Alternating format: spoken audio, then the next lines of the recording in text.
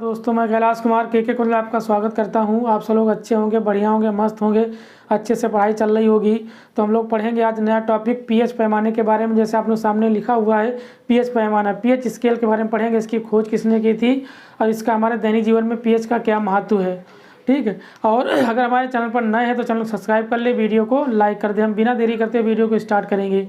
तो हम पढ़ेंगे पीएच पैमाना। पीएच पैमाने की खोज जो की थी सोरेनसन ने की थी। किसने की थी? आविष्कार जो इसकी खोज किया था, आविष्कार सोरेनसन ने, एक साइंटिस्ट थे। किसने किया था? सोरेनसन ने किया था। पीएच स्केल का मतलब होता है, पैमाने का मतलब होता है अम्ल। क्या है?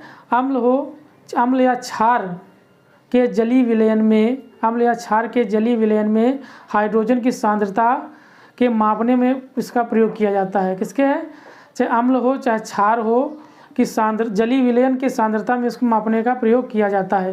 तो हम देखेंगे अम्ल किसी यौगिक या कह सकते हैं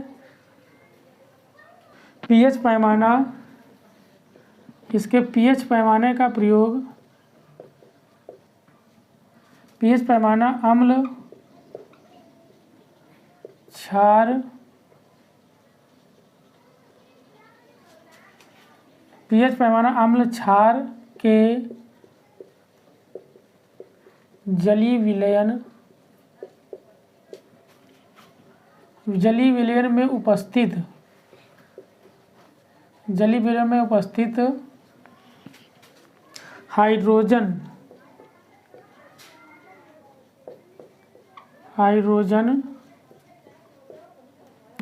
की सांद्रता, हाइड्रोजन की सांद्रता मापने में किया जाता है, मापने में प्रयुक्त होता है। तो हम लोग पीएच पैमाने का प्रयोग किसमें करते हैं? अम्ल हो या क्षार हो, इसके जलीय विलयन में हाइड्रोजन की सांद्रता के मापने में इसका प्रयोग किया जाता है, कितनी है। इसी से पीएच स्केल से पता चलता है कोई यौगिक क्या है, अम्ल है या फिर क्षार है। किससे चलता है? पीएच स्केल से पता चलता है। तो नंबर 2 हम डाल लेंगे यहाँ पर, पीएच स्केल से ही, पीएच पैमाने से,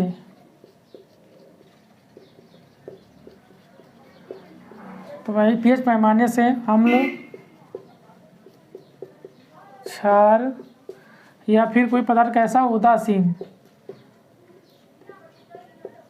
होने का, पीएच पैमाने से अम्ल या क्षार के, अम्ल क्षार उदासीन होने का पता चलता है। कोई यौगिक जो है पता चलता है कैसा है, कोई यौगिक अम्ल है या फिर क्षार है, ठीक है, या फिर उदासीन है। किससे चलता है? पीएच स्केल से चलता है। तो पीएच पैमाने का मतलब क्या है? पीएच पैमाने में अम्ल या फिर क्षार का जलीय विलयन में हम किसके ज्ञात करते हैं? हाइड्रोजन सांद्रता की को मापने में प्रयोग करते हैं। और पीएच पैमाने से अम्ल क्षार या फिर कोई यौगिक अम्ल हो या क्षार है या उदासीन है, किससे पता चलता है? पीएच स्केल से ही पता चलता है। अब पीएच स्केल में कितने होते हैं? 0 से लेकर 14 तक होते हैं।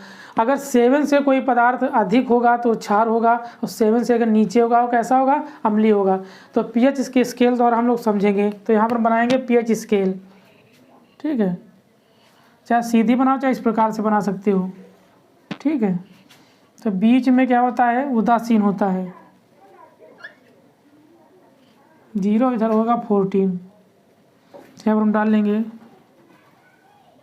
1 2 3 4 5 6 8 9 10 11 12 13 14। अब यहाँ पर नंबर डालेंगे। यहाँ पर हम 0 से 1 2 3 4 5 6 7 8 9 10 11 12 13 और 14 इस प्रकार से होता है। कहाँ से? ये उदासीन हमारा होता है 7, जो क्या होता है? उदासीन होता है। यहाँ पर देखना, ये बीच में होता है, ये उदासीन।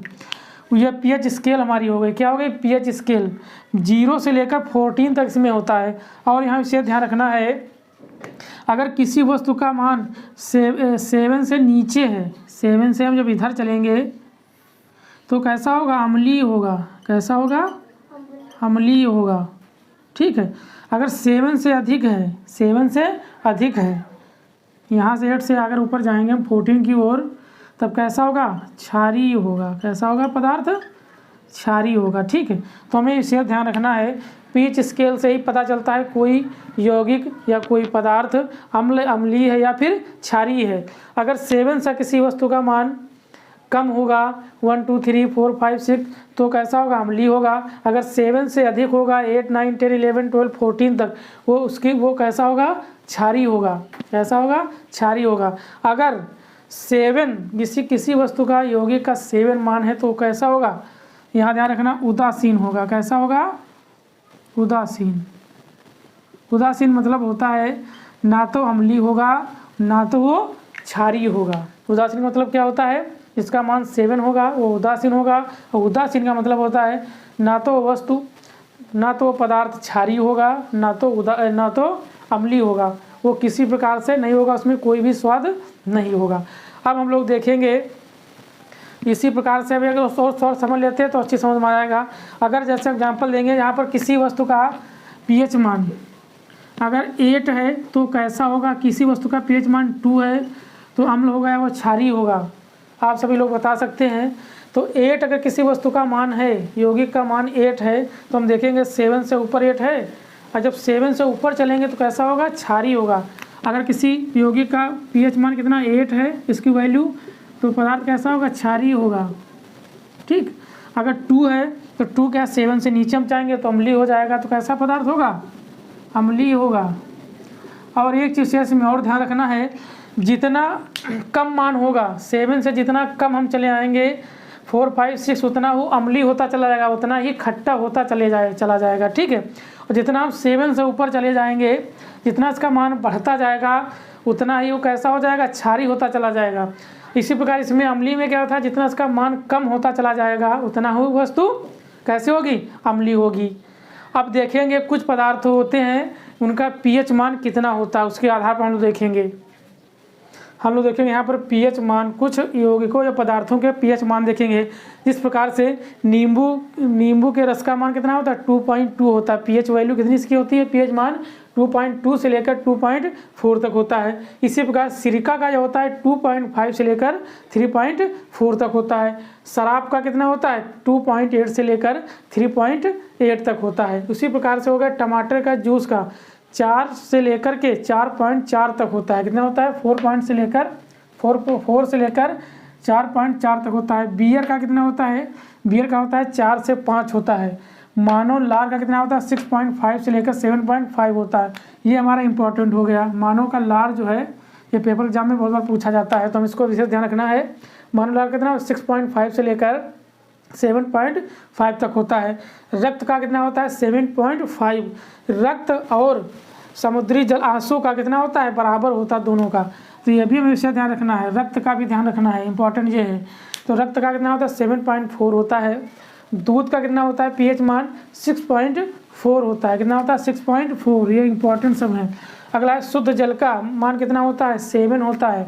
बरसात का जो अगर जल होता है वो शुद्ध जल होता है, उसका मान कितनी होता है, उसका मान पीएच वैल्यू 7 होता है। अगला देखेंगे आंसू और रक्त का पीएच वैल्यू सेम होती है। ठीक, ये आंसू का हो गया।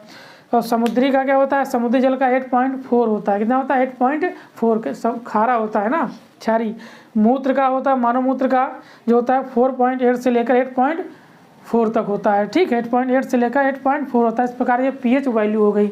और हम देखेंगे दैनिक जीवन में पीएच का क्या महत्व होता है। अगर जिस प्रकार से देखा होगा हम लोग सुबह सुबह कुल्ला क्यों करते हैं, क्योंकि रात में हमारा मुंह कैसा हो जाता है, अम्लीय हो जाता है। अगर वो हम ना करें तो हमारा पीएच वैल्यू उसकी डाउन हो जाती है। 5.5 से लेकर कम जब हो जाती है पीएच वैल्यू उसका मान मुंह का, तो कैसा हमारा दंत क्षय होने लगता है। मतलब दांत जो है कमज़ोर होने लगते हैं। जो दांतों का इनेमल ऊपर चढ़ा होता है वो क्या होता है, कम होने लगता है।